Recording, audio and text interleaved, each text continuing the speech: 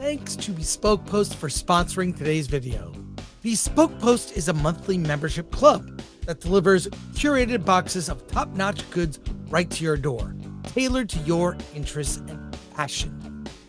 Whether you're a seasoned adventurer, a home chef, or a style enthusiast, Bespoke Post has something for everyone.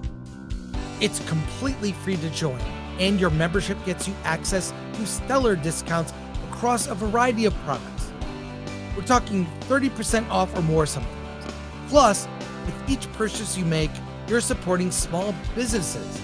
90% of everything that Bespoke Post sells comes from small, up-and-coming brands.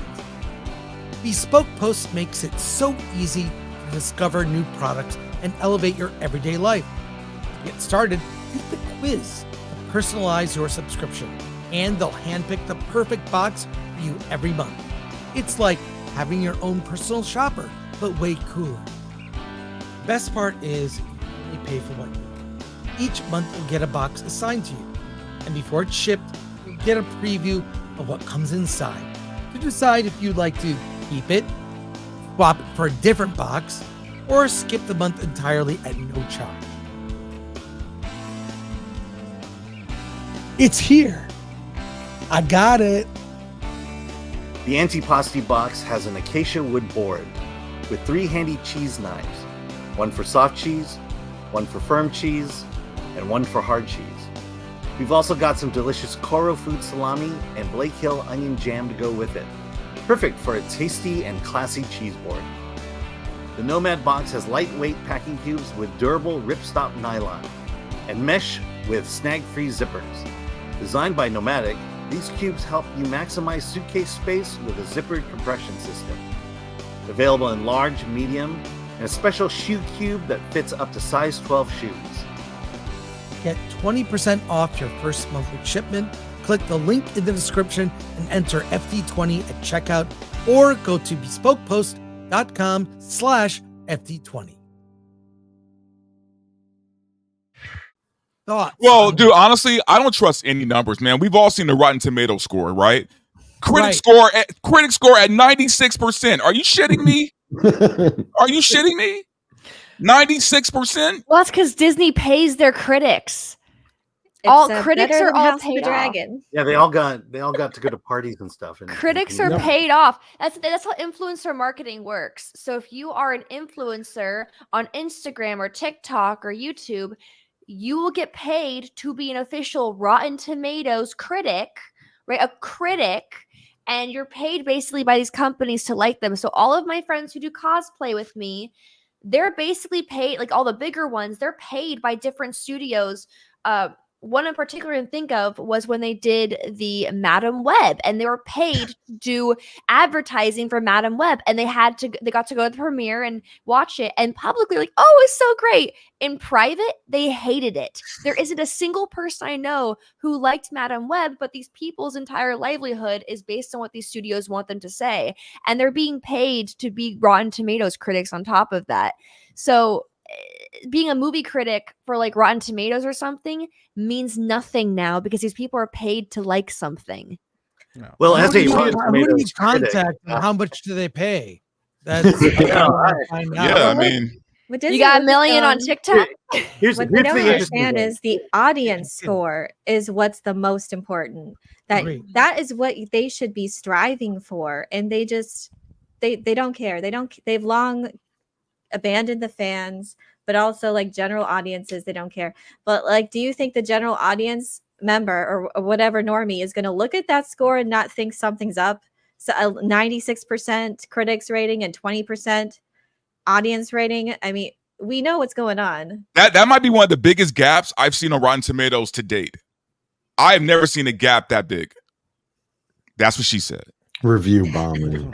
Damn. Whatever. Well, here we are. The claims of review bombing continue. Why do they only review bomb when it's bad? Yeah. Right? Like it doesn't work the other way. You can or when it's good, like Sound of Freedom. It's almost like they know it's bad, and they know it's trash. I'm so convinced it's all tax write-offs at this point. Like they're hiding something. Well, and Go ahead. Sorry, Ashton. Go ahead. Oh, sorry. I was just saying there's something dirty going on, and I feel like they're just using these things as tax write-offs. Yeah, and I've discovered this a while ago. Like they have companies that they bring in to train journalists and train these people how to respond to social media and how to deal with social media backlash and stuff. So review bombing is just like, oh, well, if we throw that out there, then we can just kind of discredit anybody that's calling out our show. It's the same reason you go like, well, you don't like our show because you're racist or you're a homophobic or you're a misogynist. It's like, well, if we say that, then that kind of discredits it draw, somebody goes like some regular person reads an article and goes, oh, wow. Okay. So it's not really bad. People are just acting stupid, or it's a bunch of basement dwellers not listening to the fact that fans of the show are really unhappy with this stuff because they don't care about the fans anymore because you're an evil white male. Yep. That's the only thing they can think of is, oh, you must be racist, sexist, transphobic, something. They don't want to accept the fact they made something so poorly done and that nobody actually cares what they've written. People want the stories and the characters, and they want good stories and good characters that they know and love. And these people do not care. They want to put out their very bland writing. They want to put out the stories that they want to put out, but they can't sell them. So they stamp Star Wars on it. That's what's happening. Yeah. Also, I'd like to point out the Watchers is sitting at a 30-something% critics rating. So why do they hate women? Why did they review bomb that movie?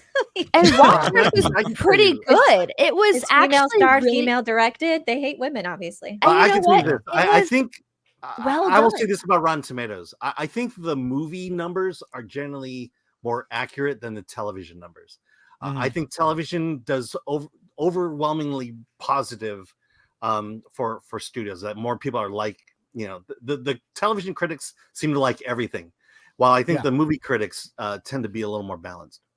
Well, and it's funny because like Ash was saying too, like, these guys like on TikTok, there's critics on TikTok that like have millions of followers or, hundreds of thousands of followers, and they'll go on the defense of them. They go, I didn't get paid to go see this thing. I didn't get paid to review this. They got a free premiere. And then the next thing that they post, is they're at the premiere. They're like, I got to hang out with all the stars of this show, and I got to go to the premiere for free. Or they're on the press junket. I got free. I got to go interview like these. I watched a guy who's like a TikTok influencer. He did an interview with like, I think the cast, I think it was Madam Web, and he has like less than 1,000 followers on his YouTube channel. Like, so, but they're just like, hey, like you're promoting the show. Like, yeah, absolutely. Give them access to that stuff. So it's like, they'll argue, no, we're not paying people, but it's like, you're paying them exposure. You're paying them an access to things, and they don't want to not get invited to this stuff because they feel like they're finally made it. They finally have arrived somewhere in their career. So, well, that's because in Hollywood, it's not so much money that's the currency; it's reputation. Exposing this stuff, because it makes me so angry how like being a movie critic means nothing now. Actually analyzing the cinematography, the story building, the character development means nothing. And it really bothers me how that's just thrown out the window. I gotta say, the best thing is watching the reaction channels, like the Shield ones, react to the Acolyte, because you can see in their face them fighting to say something positive, and they can't.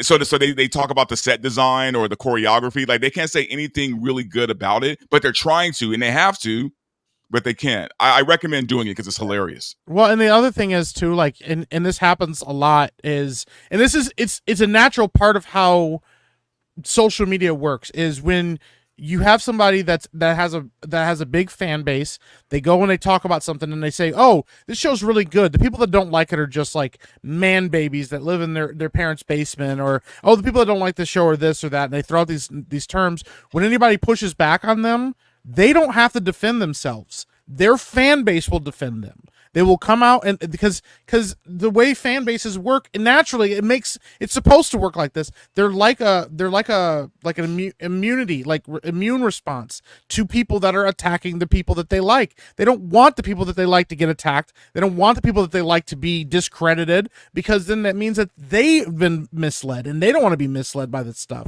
So you see it a lot, especially on TikTok, where the algorithm is very aggressive and pushes very specific people to certain creators and stuff. and so they'll just be like, oh yeah, you know, I analyze this and I'm telling you it's really, really, really good. And everybody that's saying it's bad obviously doesn't know what they're talking about. And then you go like, no, like it's obvious you don't know what you're talking about. We have evidence of it, and their fan base will just attack. Don't you know Anakin blew up the Death Star? Yeah. Anakin blew up the Death Star, don't you know?